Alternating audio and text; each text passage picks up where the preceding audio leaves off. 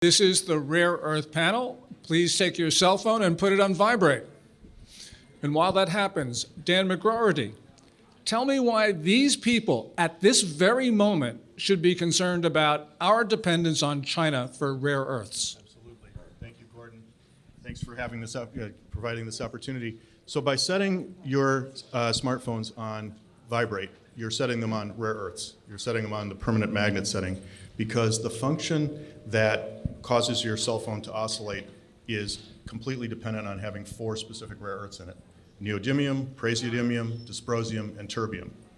And if you don't know what any of those are, it's a good introduction to the fact that there are metals and minerals for which the United States is now 100% dependent. By the way, we have deposits in the United States, and they're in all of the devices we use. Gordon, not only is that same rare earth magnet in your cell phone, your smartphone, but about a ton of it is needed for a single wind turbine, industrial-sized wind turbine, the same rare earths, the same magnet concept. And then even more troubling, in the Tomahawk cruise missile, let's just say, just pick one weapons platform, the fin actuator that guides the Tomahawk to its target is the same rare earth magnets that are in your smartphone. So what you're saying is that in consumer items and military items, we are dependent on minerals that we have in our own ground. Correct. But we're not actually commercializing. Correct. Absolutely. Okay, so Representative Grozer. Yes. Tell me, what are the job applications of this, implications of this? This is huge because what ends up happening, we mine this better than anybody else in the world. We have there are great paying jobs. They have benefits to them. And that's not just including smeltering. We do it better than they do in the world. And it's all sitting right here. These are jobs that pay anywhere from $60,000 to $180,000 a year plus benefits. So these are incredible aspects, and we're not reliant on any other foreign country to actually have it. It's all here. So all I've heard so far is that we absolutely need these. We have these. We don't exploit them, but we're critically reliant. So Dan, tell me why we're in this situation, because this seems a little bit anomalous. I wish it were. It's all too prevalent. Huge. The rare earths are one line on the periodic table down in the center, and they count as one. There are actually 17 of them, but there are 35 metals and minerals that President Trump, his Department of Interior, determined in 2018 that are critical. Right? So this is more than just rare earths. More than just rare earths. This would be graphite for electric vehicles. This would be cobalt for electric vehicles, for electric batteries, for instance. Manganese, which is present in the Congressman's state. Lithium, on and on and on. In 14 of the 35 that are on that critical list, China is either the leading global provider or the U.S.'s leading supplier. We have allowed this to happen. It isn't as if China has grabbed a monopoly from us. It is more that the United States, over a period of decades, made it more and more difficult to mine and extract in the United States, and the consequences have been that other countries, in this instance China, have filled that vacuum.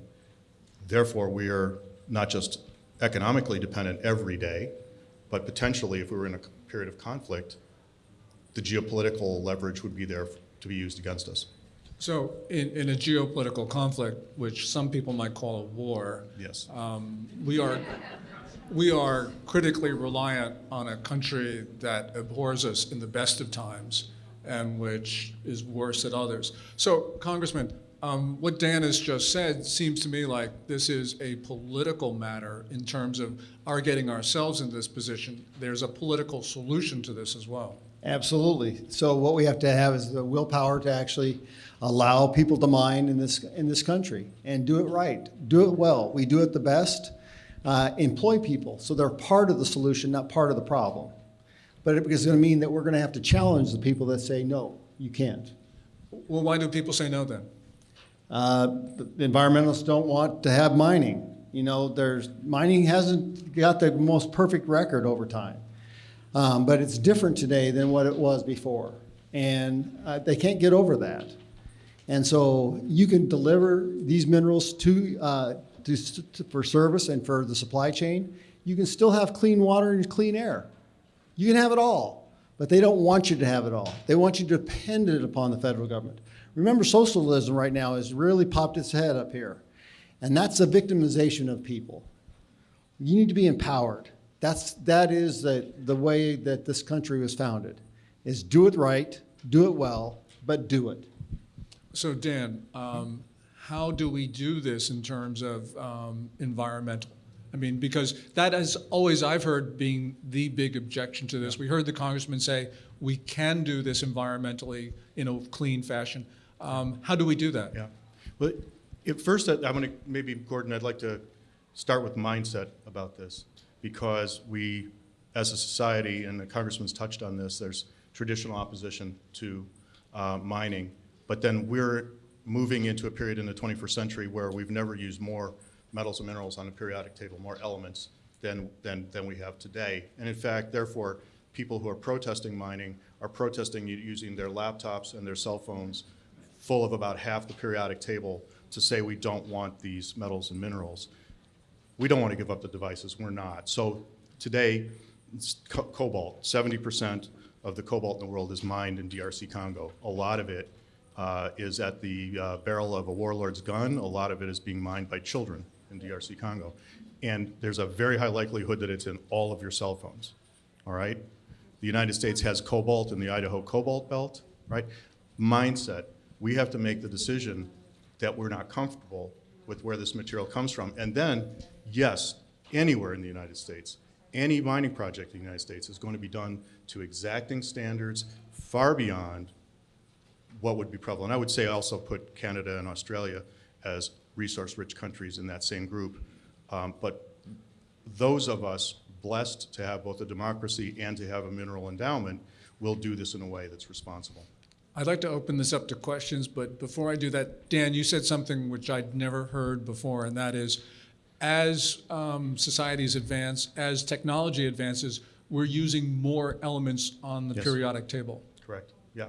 There's about 100 naturally occurring elements on the periodic table. I would say it's a little bit of a trade secret, but there's at least 40 of them, maybe 50 in a smartphone. And some of those are in your district. Almost a lot of them are. I mean, if you're driving one of these electric cars, that copper probably came from Arizona. Great. Questions? Anybody got a question? Right over there. The location of the mineral is on what type of property? Is it government property? Is it privately held?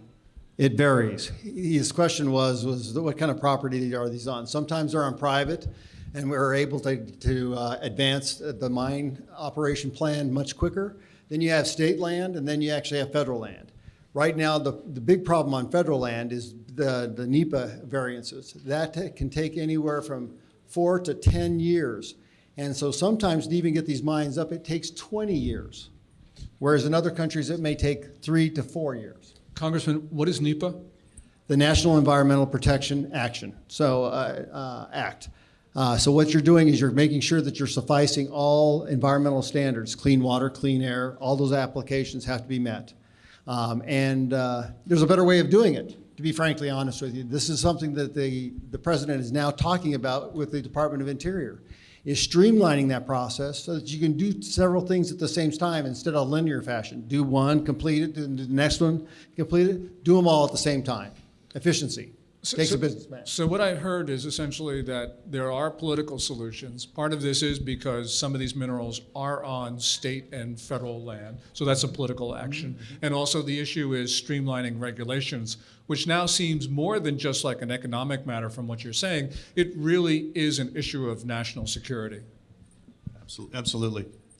And it's not only that, but I would say, again, to go back to this cell phone, right? High technology in the form of a cell phone, renewable energy in the form of wind turbine, and national security. There is no major weapons platform today that does not use these metals and minerals.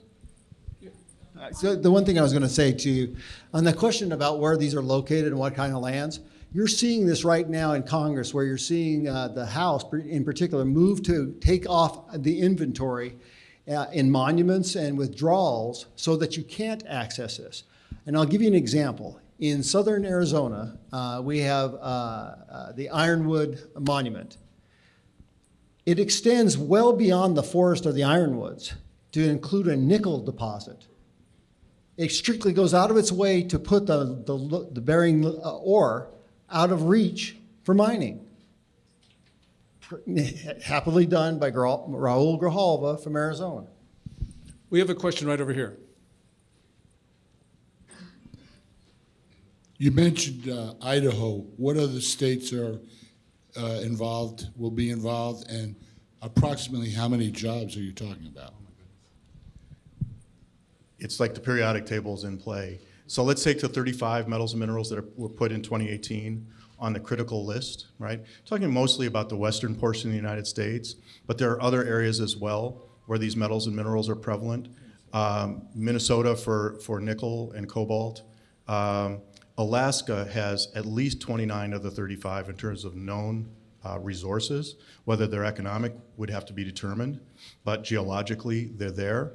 And then there's unconventional recoveries. There is the opportunity to recover rare earths, for instance, from coal waste. So that pulls into play the Appalachians, states that you don't think of as mining states, where there are waste piles of non-coal that actually have rare metals and minerals in them. Waste piles, stuff that Correct. we've discarded in the past. Yes. Question over here. If the U.S. is willing to depend on other nations such as China for our rare earth minerals, have they been taking advantage of? Have they been taking advantage of us? And are current political officials taking action to diversify our sources? Just one thing on China trying to use its monopoly or near monopoly position on rare earths. You go back to, I think it was 2010, where China had a dispute with Japan. It was over some islands in the East China Sea, and China tried to cut off the supply of rare earths to Japan. It didn't work for a number of reasons, including that Chinese enterprises were selling the stuff despite the ban. But nonetheless, what this did, and Dan, I think, would be particularly interested in this, the Japanese then decided that they had to start actually developing technology that would bypass China's monopoly. So they didn't have to use the stuff from China. There's a question in the back over there. Yes, hi. I was having a great time until the last two seminars. The one you were just in, Mr. Chang. Okay, and well, Sorry this about one. that. we're guilty. And I'll tell you why. I'm just so frustrated about China and our government's inability to do anything about it. We're all talking about it, but we're just moving way too slowly. And I guess this is for the congressman. I don't have an answer, but I'm wondering, is there an answer? Is it really too late? We move so slowly compared to China. I don't see us ever resolving this issue before it's too late. And my question, I guess, for you is, what do you think it's going to take? I mean, where's the roadblock, I guess? Where's the roadblock? Well, one of the things that I would tell you, the opportunity, it's not too far past. What we have to do is we have to stand now. And that's what you're seeing from me and my colleagues on the Western Caucus. So the caucus is a band of Congress people that are actually trying to streamline the process. And we've had great insights and working with the administration. So what we're trying to do is we're trying to skip over some of the impediments within the bureaucracy. So for example, senior executive services have been a problem, okay? So we identified that as a problem. So what we decided to do is go directly to the secretaries and administrators and have the conversation with them, empower them to start making the changes. Now you're starting to see the Department of Interior, Dave Bernhardt, who used to be the solicitor, so understands the legal ramifications of how we manipulate and move these streamlined processes. Go directly to him so that we can combine our ideas with his insight of the law, and you move faster and further. But you can't take no for an answer. That's the big key here, is you can't take no for an answer. It's got to be a push. It's not about no, it's about what it's going to take to be yes. We got time for one quick question and one quick answer. How about this fellow right over here? So a question with regard to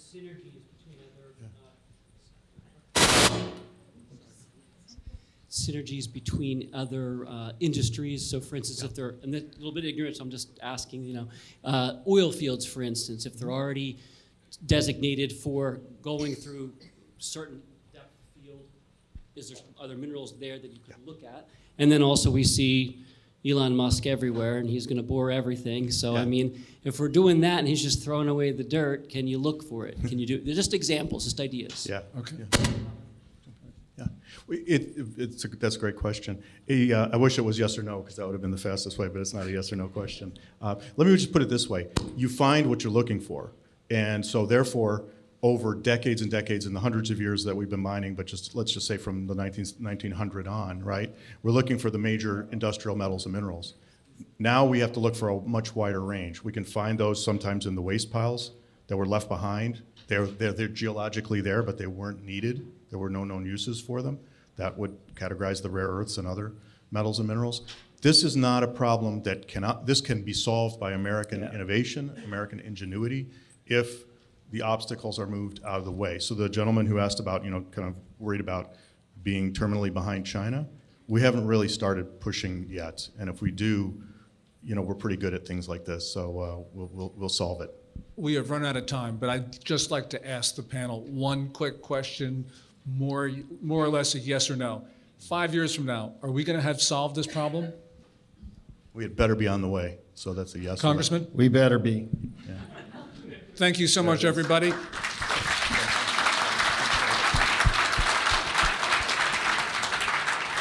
Stick around, because the next panel is the new Axis of Evil. It's in this room, and it starts in 2 minutes.